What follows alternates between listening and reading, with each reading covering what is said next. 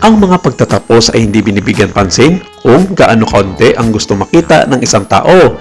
Sa halos buong buhay niya, nanatili si Robert Chen sa labas ng pampublikong focus kahit nasa kasal sa global career icon na si Lea Salonga. Hindi siya humingi ng pagkilala, ni hindi siya nakilahok sa atensyon na nakapaligid sa kanyang karera. Lumitaw lamang ang kanyang pangalan kapag kailangan ito ng mga record o kapag nagsalita ang iba para sa kanya.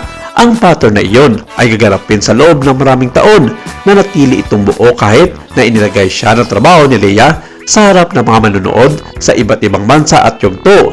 Nang kumpirmahin ni Lea ang kanilang paghiwalay noong January 2026, hindi humakbang si Robert bilang tugon. Ang interes na sumunod ay nagmula sa ibang lugar at lumipat nang hindi siya kasama. Ang panayam, ulat at opisyal ng dokumento ay bumuo sa balangkas ng isang bahay na lumaban sa pagsasalaysay.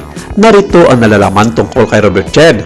Siya ay si Robert Charles Chen, ay isang Amerikanong negosyante na may lahing Chinese-Japanese, ipinanganak noong April 20, 1971. Ang kanyang buong pangalan ay nakilala sa publiko noong April 2006 nang bigyan ng Bureau of Immigration si Robert bilang permanenteng residente sa Pilipinas kasunod ng petisyon na inihain ng kanyang asawang si Lea Salonga.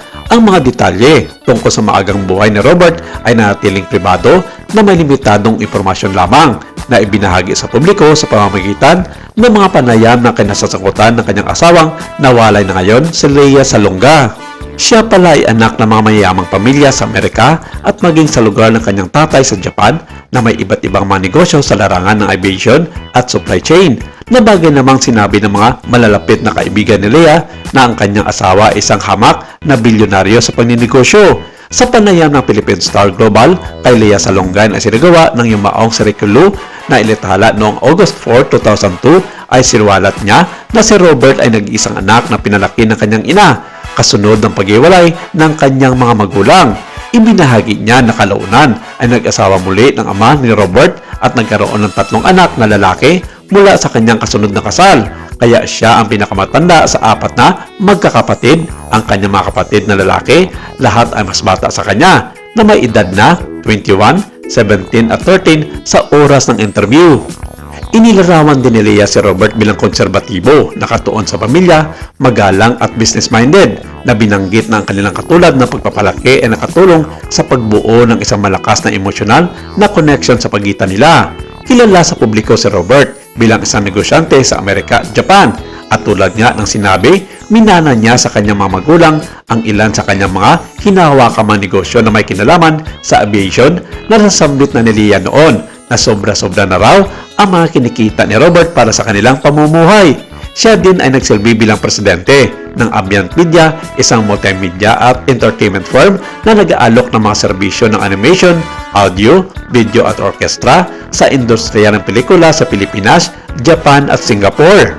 Sa isang profile na initala The Philippine Star noong August 12, 2011, nakilala siya bilang presidente ng Ambient Media na noon ay nagsagawa ng paggawa ng RPG Metanoia.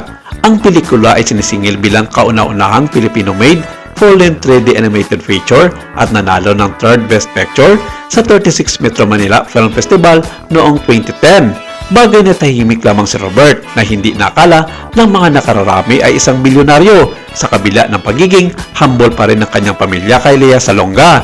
Nagkita ang mag-asawa sa United States matapos ipakilala ng pinsan ni Robert na si Christine na kasama ni Lea sa pagtatangal sa Flower Drum Song sa Mark Taper Forum sa Los Angeles.